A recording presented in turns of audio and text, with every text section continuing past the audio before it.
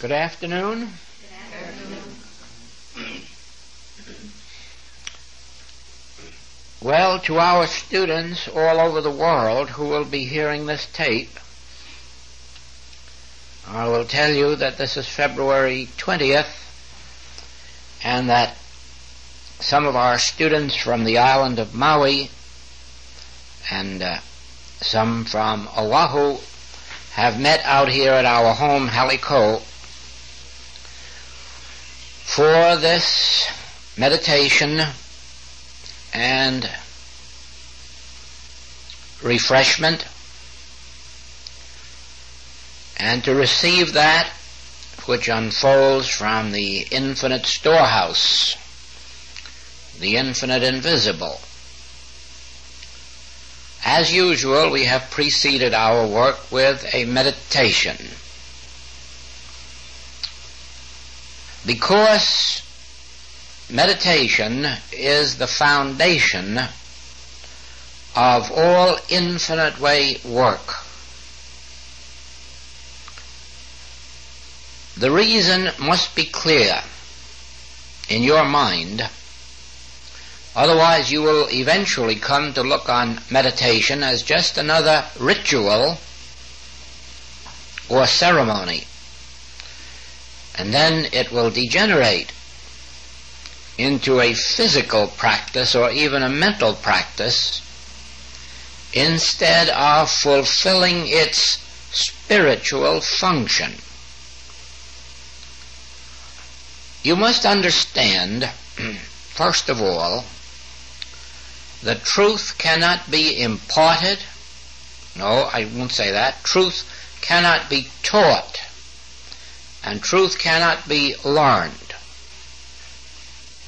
Truth can only be imparted, but it can never be imparted through words or thoughts. It can only be imparted from silence, through silence.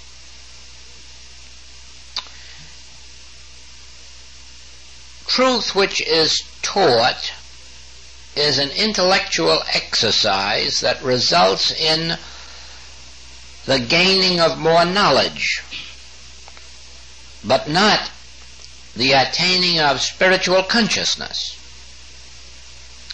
The attaining of spiritual consciousness is an experience, and it's an experience that can come only through silence or meditation. Now, the one who has attained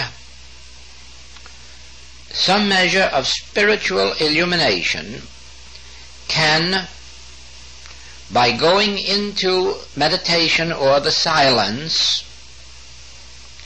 become so still that the infinite invisible can flow out to the consciousness of the student, that is, to those who are ready for the experience, and can bring to them the experience of illumination or realization.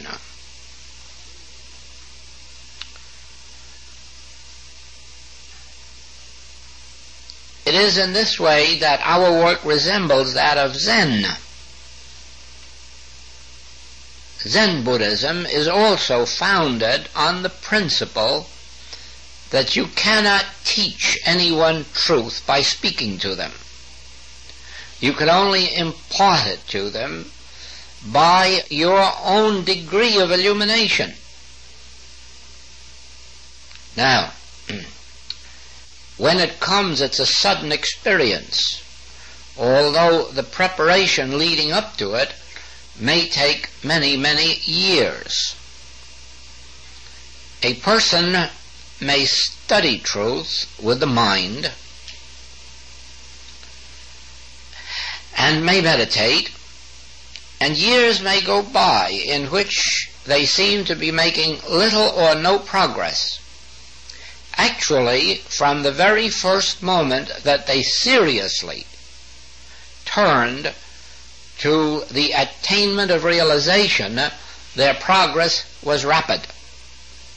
but it isn't noticeable because, well, it would be like removing that mountain.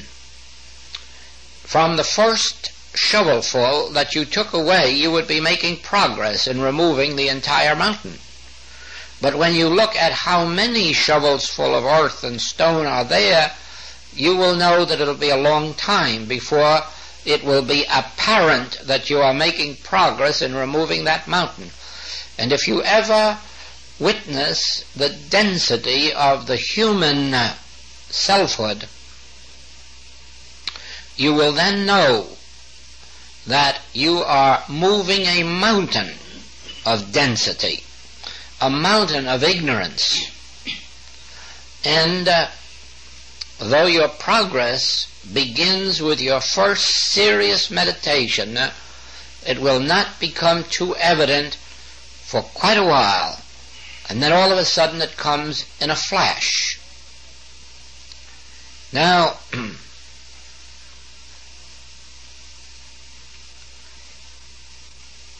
everything must be understood to emanate from the within to the without, so that everything that you are aware of by seeing, hearing, tasting, touching, or smelling is but an emanation or an extension of an invisible consciousness.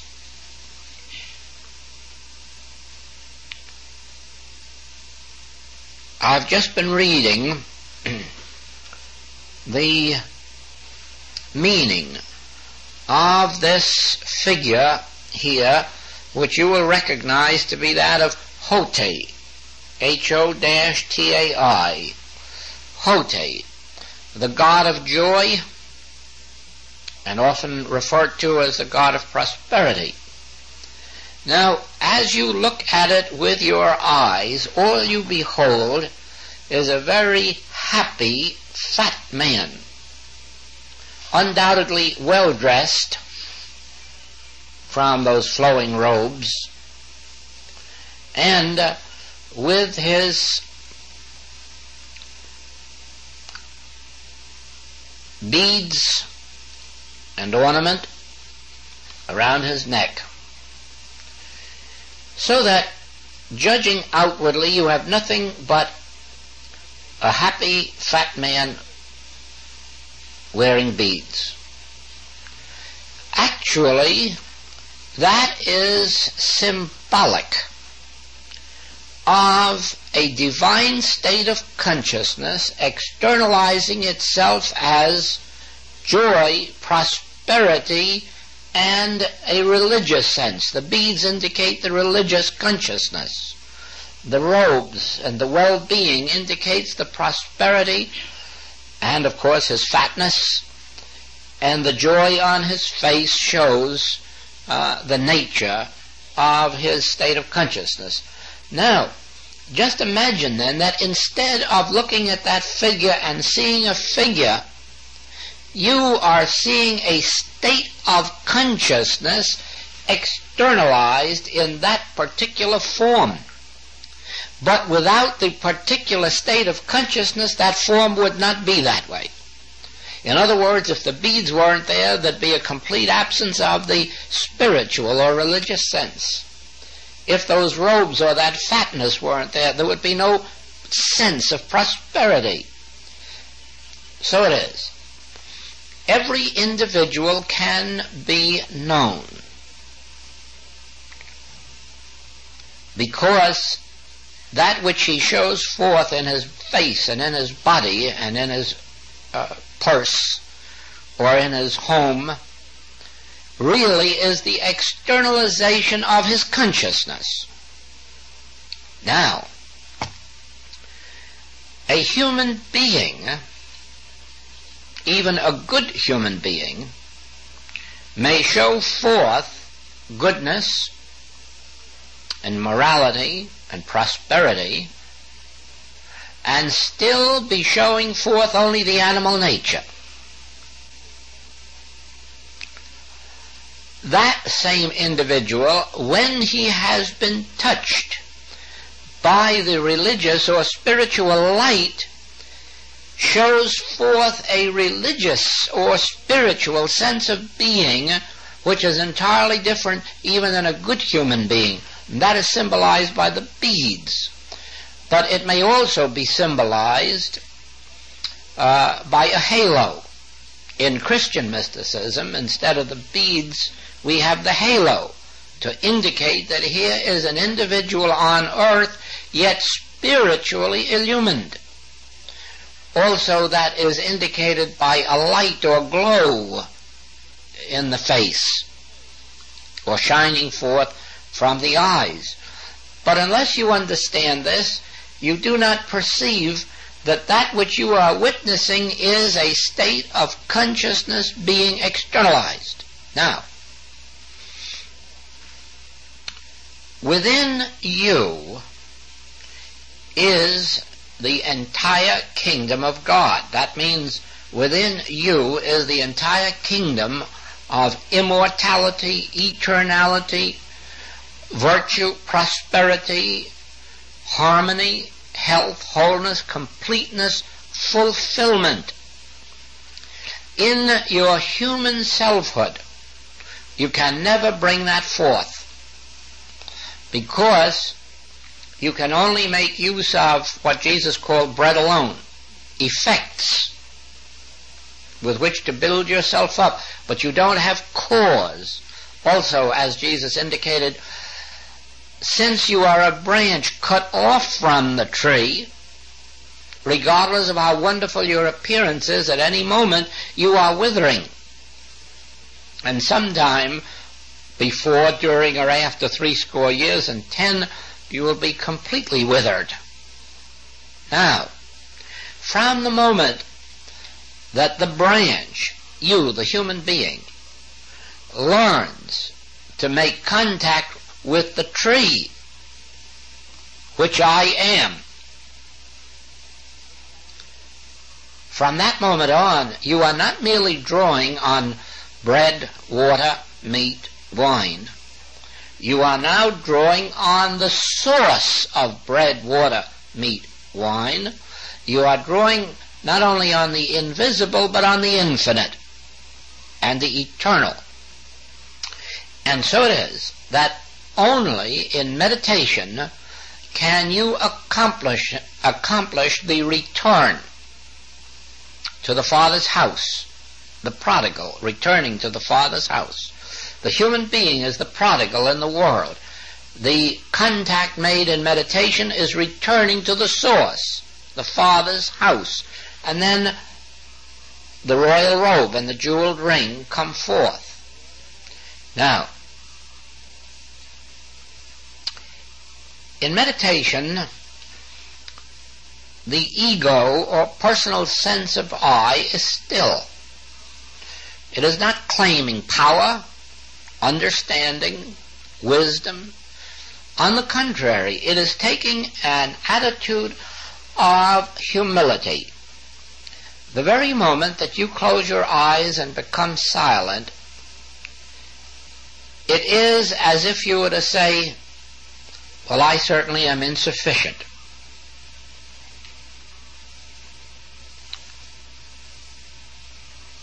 Incomplete, inharmonious.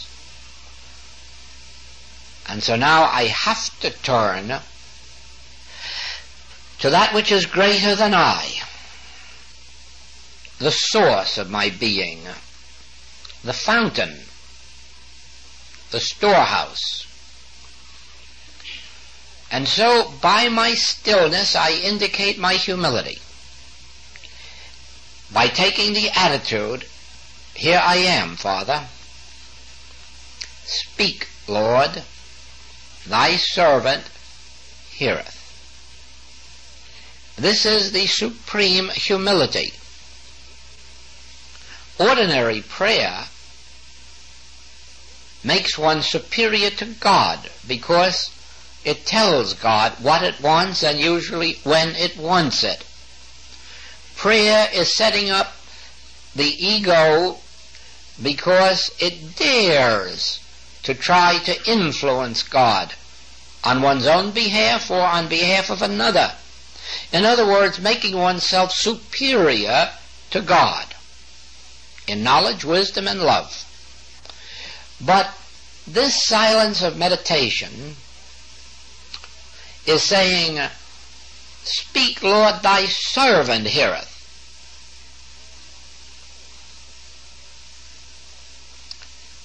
I do not ask you to serve my purpose, to do my will or my wish or my bidding.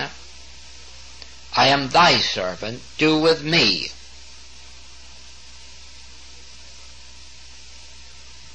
thy will be done in my earthly experience. Teach me, feed me, direct me. Thou art closer to me than breathing. Thou knowest my needs. It is thy good pleasure to give me the kingdom. Therefore I wait. And this is the true humility. And in this waiting, a vacuum is created. The ego departs.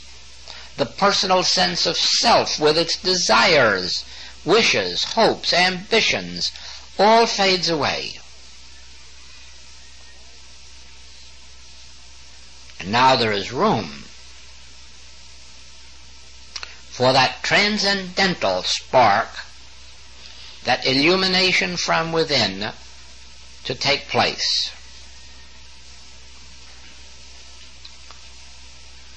When you are in the presence of one who has attained some measure of that illumination, and you are in an atmosphere of humility, the spark will touch you.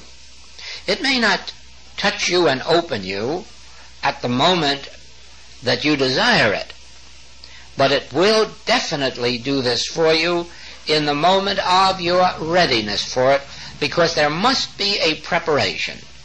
There must be purification. There must be humility before the Spirit of the Lord God can be upon you. Every master has found that there are some students who come quickly to the illumination, and some who wait and wait and wait and wait before it eventually arrives. And it may even be that for some it will not come in this incarnation.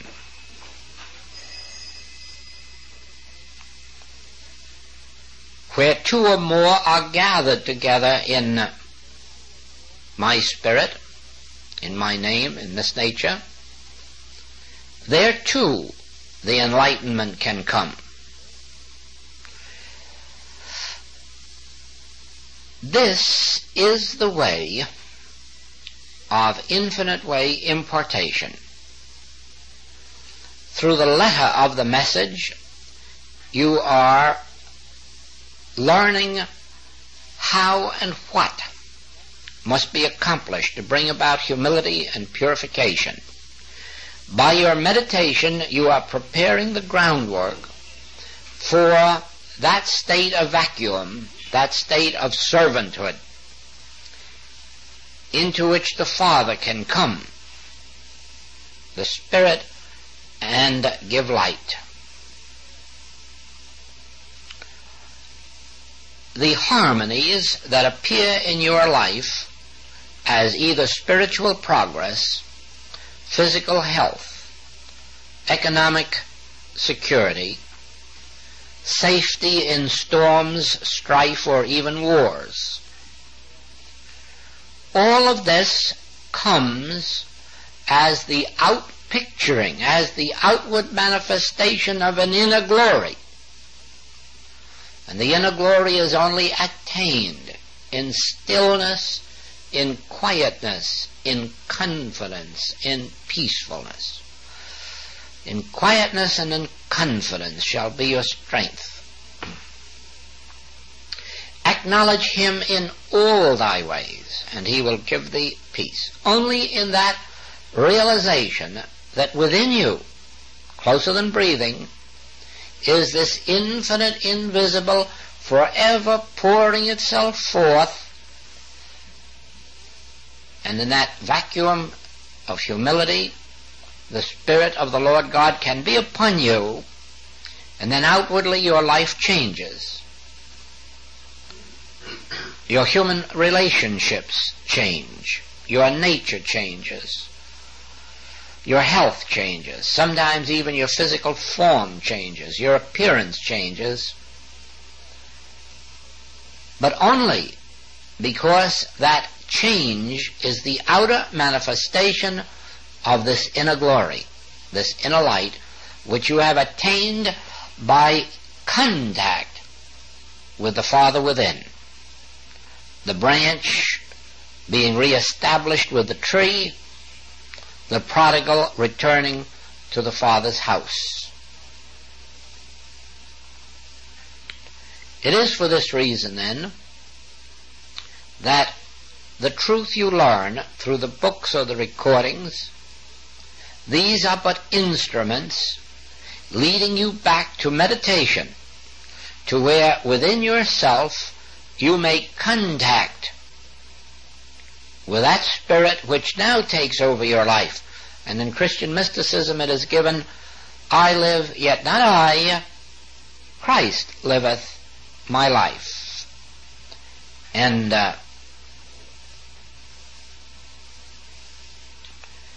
in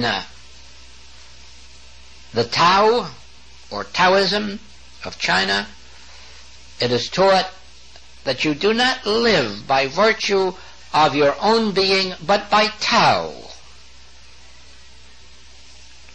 And in Japan it is taught that you do not learn Zen, you experience Zen, and then Zen manifests itself as your experience.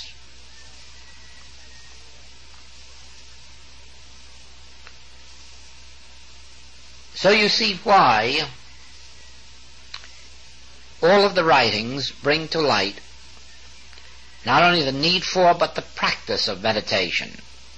Why especially we have the books, The Art of Meditation and Practicing the Presence, to keep our thought stayed on God, to keep our thought stayed on meditation until that Spirit takes over.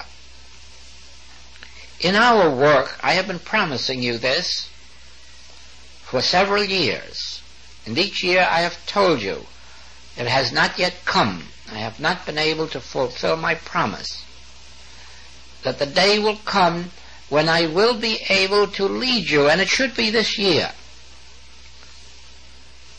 to the actual experience through meditation, after which you will know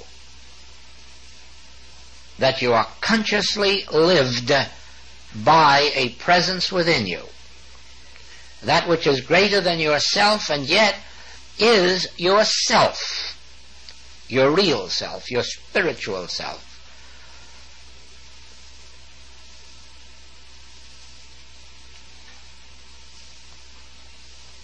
We will meditate again.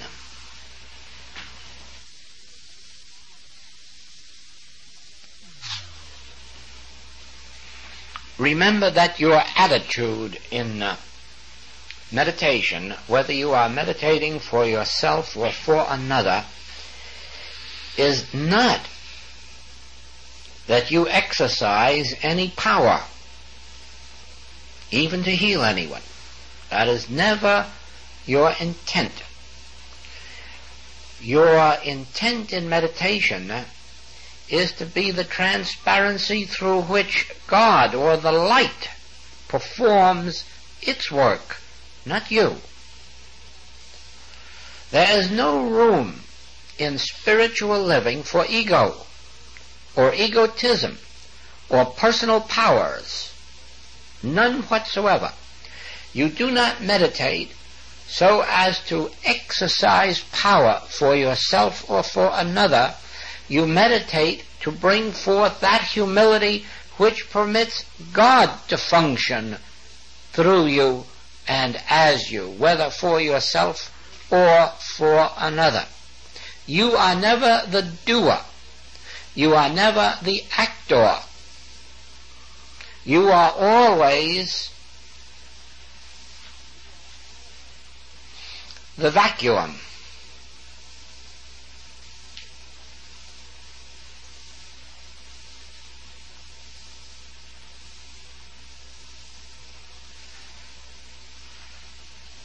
I can of my own self do nothing.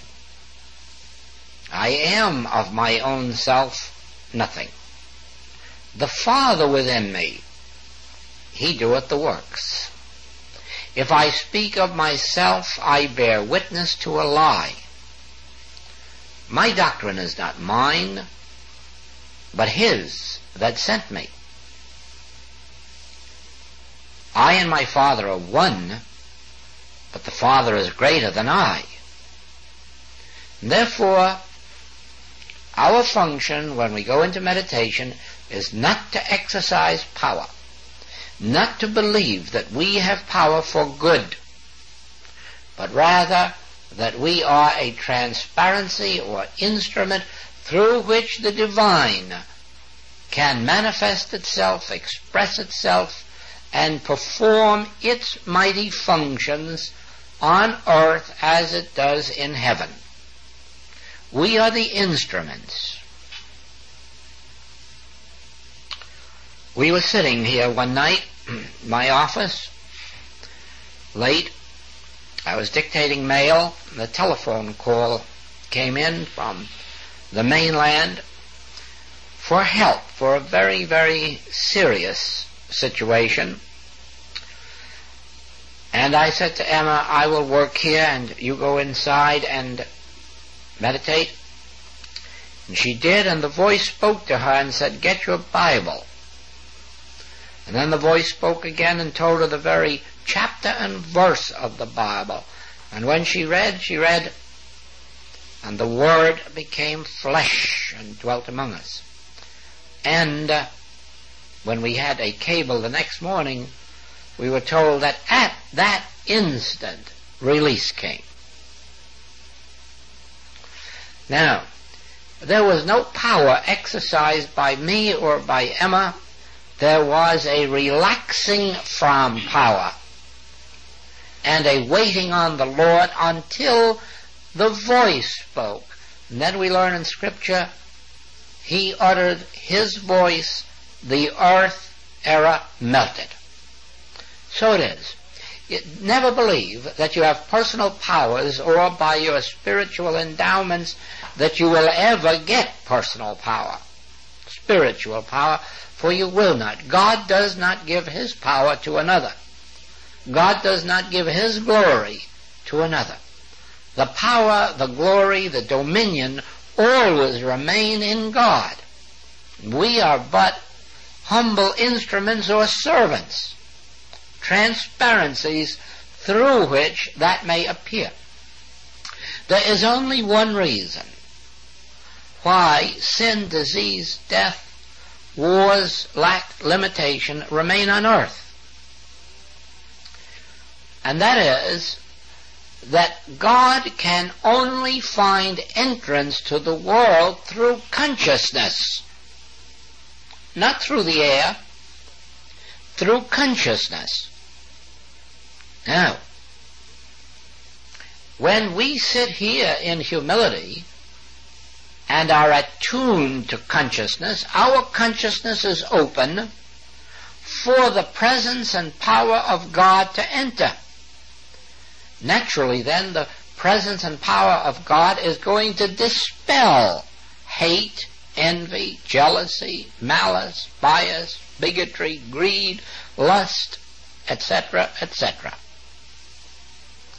But supposing we weren't thinking of God or opening our consciousness to God, but each one was busy about his own business of getting, how would God find entrance into this room? And the answer is God wouldn't. Now always remember this. God can only enter this world through consciousness. And it must be the consciousness of an individual. one or more. In other words, there was just as much God in the world before Moses, but it had no effect upon the Hebrew people until Moses opened his consciousness, received the light, and then was led by God, and the liberation of the Jews took place. In other words, God was there, but there was no Moses consciousness open to receive and release God into the world. In the same way, there was just as much God on earth before Jesus. But it was only when a Jesus appeared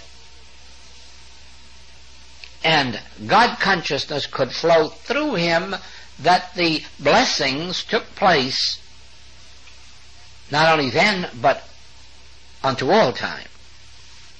In the same way, here were these many benighted so-called spiritual teachers and masters of India,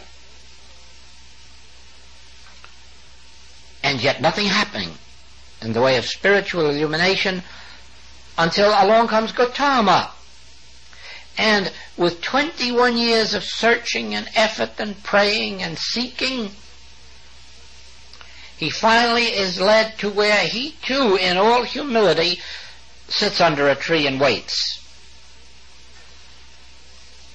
And then, into and through his illumined consciousness came that light which has become Buddhism and has performed in many forms its functions in India, in Tibet, in China, and Japan. Whatever of spiritual light has come into those countries, remember, came or stemmed forth from the illumination of Gautama,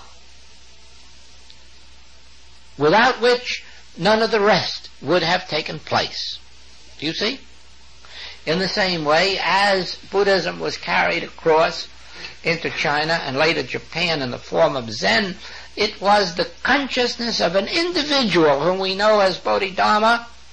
That individual whose consciousness is opened becomes the light, and then becomes the light unto the rest of that particular world. So it is. Mothers sit by the bedside of their sick and dying children and pray, pray, pray, pray, and nothing happens unless a doctor comes along who can do something. But a spiritual practitioner comes into that room, gets silent for a few moments, and our child is well. See that? In the same way, every spiritual healing that you have witnessed, and I know you've witnessed many, every one has been the result of what? One individual sitting in the silence, quietly, peacefully waiting, and then the Spirit came through the consciousness of that one. The voice uttered itself, the earth melted. And so you will find in your experience that you are that one, that Moses, that Gautama, that Buddha, that Bodhidharma, in proportion as you learn to be nothing, to be still, and to let that light act in you and through you and as you. You will someday find that when this world comes to the place of solving its problems by meditation instead of by arms, by the sword, that the Spirit will so illumine every situation that there will be no need for the knife or the pistol. And on that point, we're going to talk about this for a moment, because this indicates really our ultimate dream.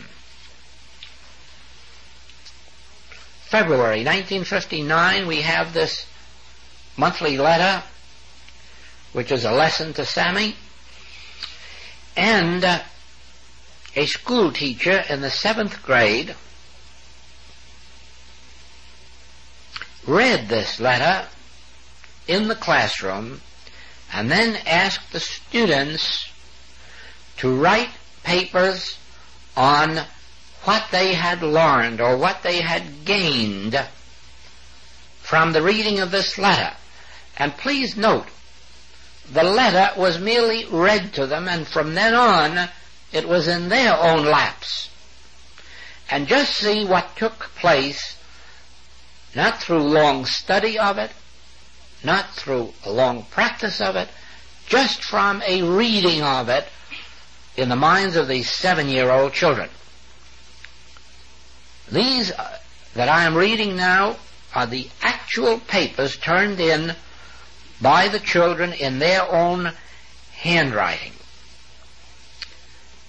Sammy's letter. I thought it was good because it told Sammy that God was always beside him and what he should do every day. I thought Sammy's letter was very interesting. It showed us that God is always with us. It also tells that we can tackle almost any problem if we communicate with God. I think the letter was very interesting, and it taught me many things about our God. When I go home today, I am going to try what the letter said, and I am hoping to meet him. I think that the letter to Sammy was to show him never to feel that you are alone, for God is always with us. I thought it was good because it talked about God and what we should do. I gained that you not only have to pray and talk, but you can just tell it in your own mind. This is a good letter because it talks about God and how to ask for forgiveness and help. When you are lost, you could call on God for help. This tells you to believe in God always, whether you are in trouble or not. I like this very much, and that everyone should believe in God. The story is very interesting because it tells how to worship God and to have wisdom in him. The story will help me when I have a problem or am in trouble. I think the letter Sammy received was a very interesting one. It showed that God is always with you when you work and play. It was a very interesting letter telling how you should face up to God and always believe in him. You should love others as they do unto you. I thought it was good because it taught Sammy and everyone else that God is near you. When you are in trouble, sit down and shut your eyes and pray to God, and you won't be in trouble. What I thought about this letter was that if you had a problem, sit still and close your eyes, for God is with you and will help you in time of trouble. I thought that Sammy's letter made a lot of sense, and that you don't have to be afraid, because when you close your eyes and put your feet down, God comes into your heart.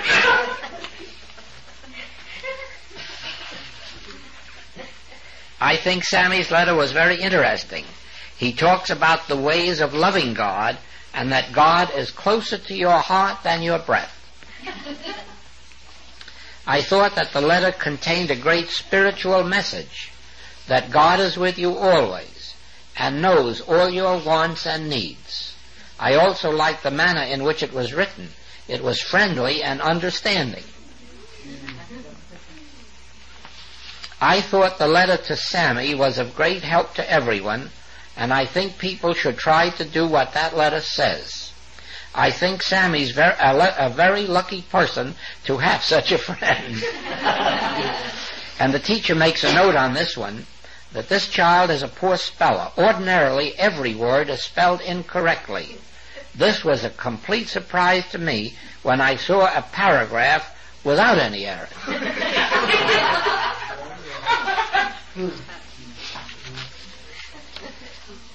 It taught me to love God better than ever before. It was interesting and good. It came to the depth of my heart.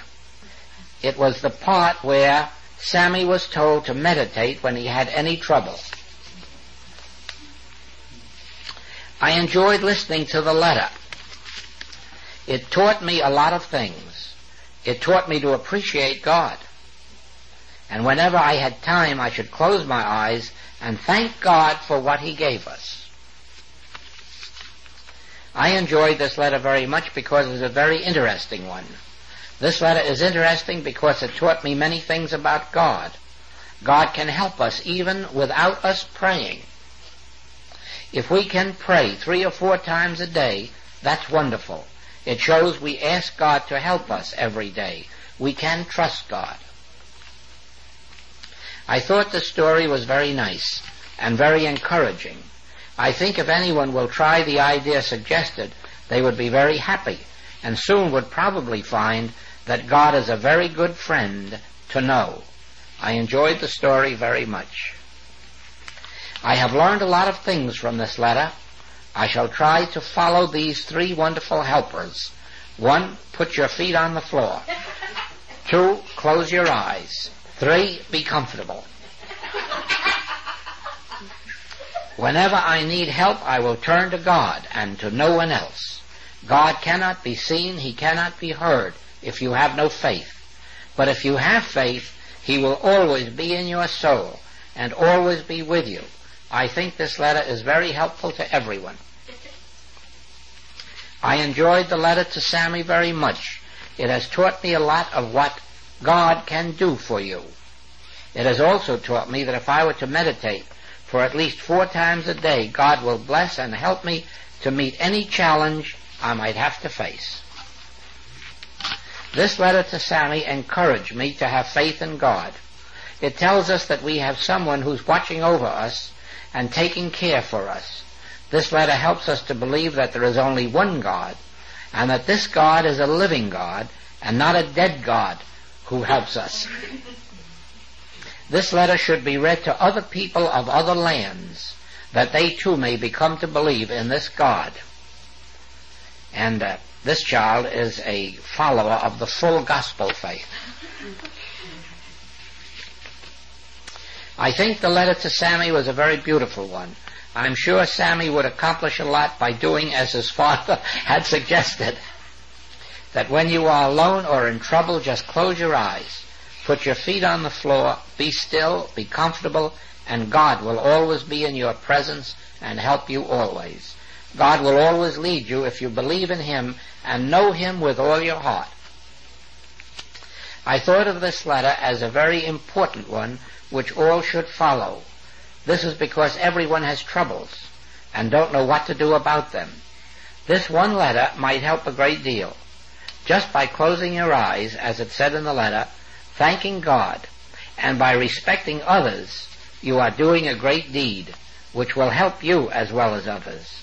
God knows what is right as well as what is wrong. You might be able to stop your sinning if you believe enough in Him. I thought that this letter, which Sammy received from his father, gave some good advice. I learned from it that just closing your eyes for a few minutes, we can hear God. God is like a radio station broadcasting His thoughts to us. He is within us and will help us in our daily problems if we give Him love, joy, and respect. If we are sick and need help, we should rest for a moment and ask God to forgive us. And we must remember that God is available every minute. All we have to do is close our eyes and listen to Him. Now, don't you think that's remarkable? The 7th grade, don't you? I think that it is simply wonderful. And above all this, that not one of these children had their own religion questioned. Not one felt that they had been incorrectly taught at home or that their religion was wrong. Not one of them felt that they were being taught some strange religion. There isn't one single letter in there that couldn't have been a letter from a Christian, a Jew, or Buddhist, or anything else. And all religious teachings were, you might say, overstepped in the realization of just the word God. Just the word God was in every single letter there, in every single heart, every single mind, every single consciousness. Now, think what happens if that many children accept the fact that God can help them in every problem, and that only by closing their eyes and turning within that God becomes available to them.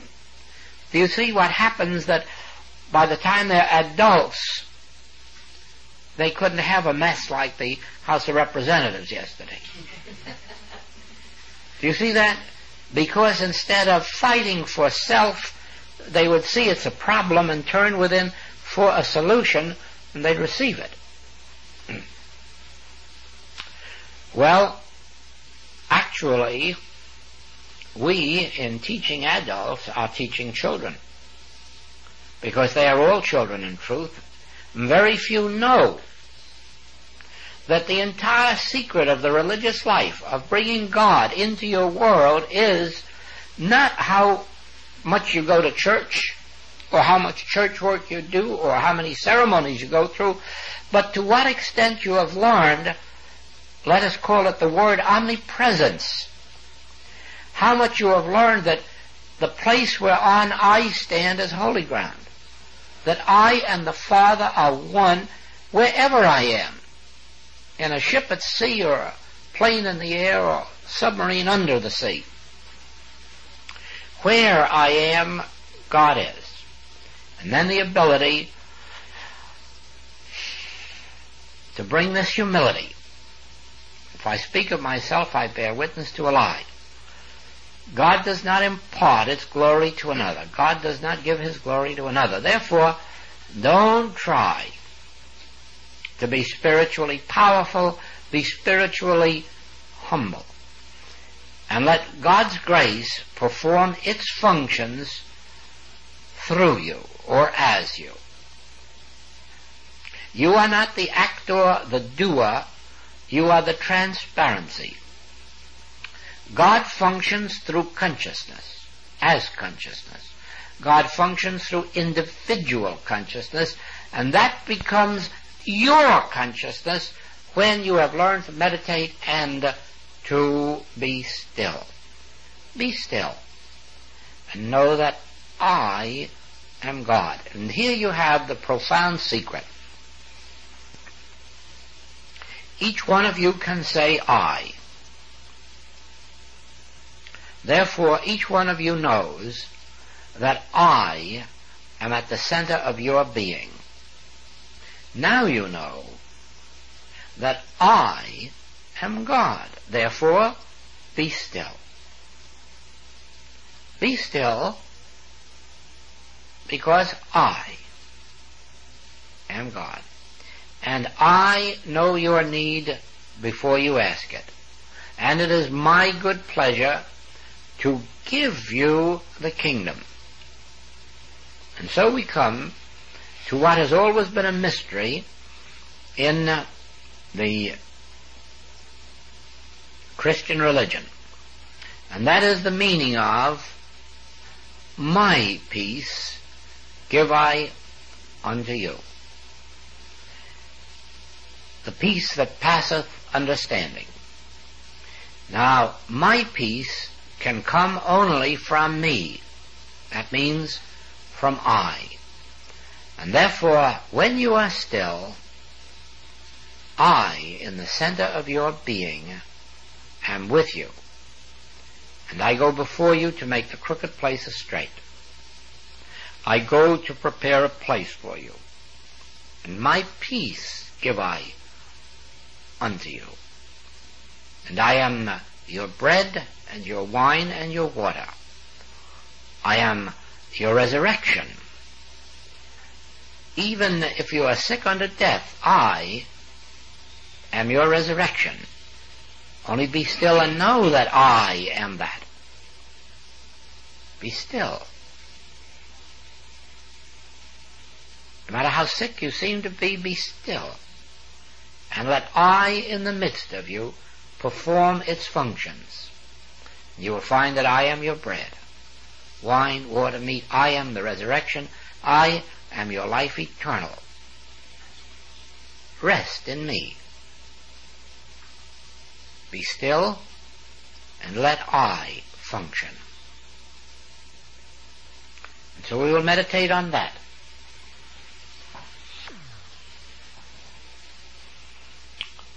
As a rule, when we meditate, it is because we're going to God. We have a problem, maybe physical, mental, moral, financial, maybe business, maybe human relationships.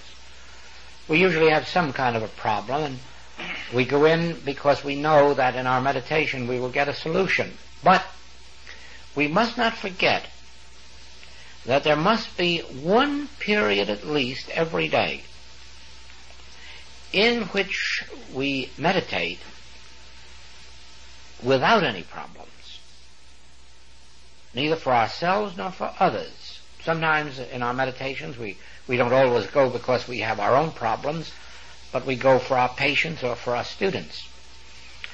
But there must be at least one period every day when you do not go into meditation for a patient or a student or even for any problem concerning yourself, when you go only for the pure experience of meditation. That is the richest experience of all, because it is in that experience that the graces come forth about which you have no knowledge, about which you could never dream, which you could never plan for yourself at all. And it is then that the spiritual riches begin to pour forth, but in forms that the human could never ask for himself or dream or think of. It is in this period that we can really say, "Speak, Lord, thy servant heareth," and I'm not telling you what I'd like to hear either.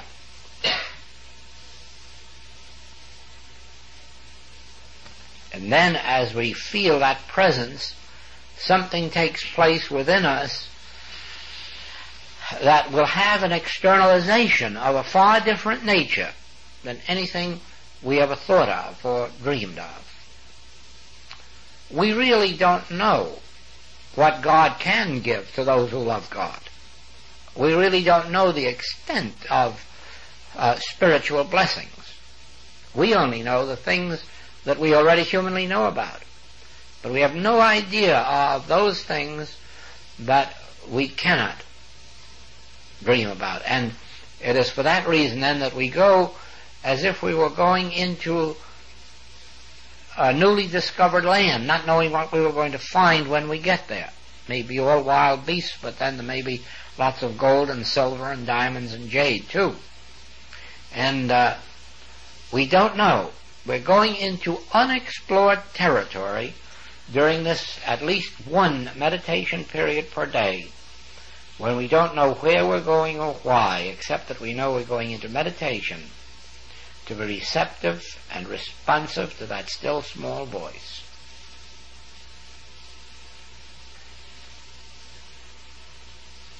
It is then that you learn principles that you never knew before, and that no one ever taught you, and that perhaps may never have been revealed before. Or you may bring forth compositions of music, melodies that have never been heard on earth, or gems of art or literature or healing, whatever direction your life work is taking you.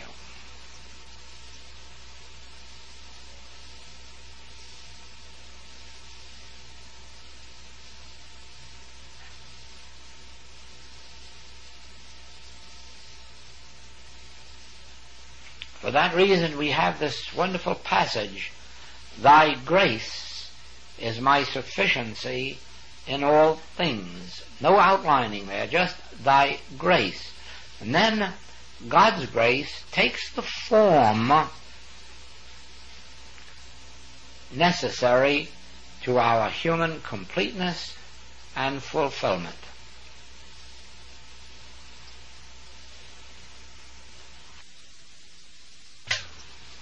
All right, we're closing until 1 o'clock tomorrow, and thank you.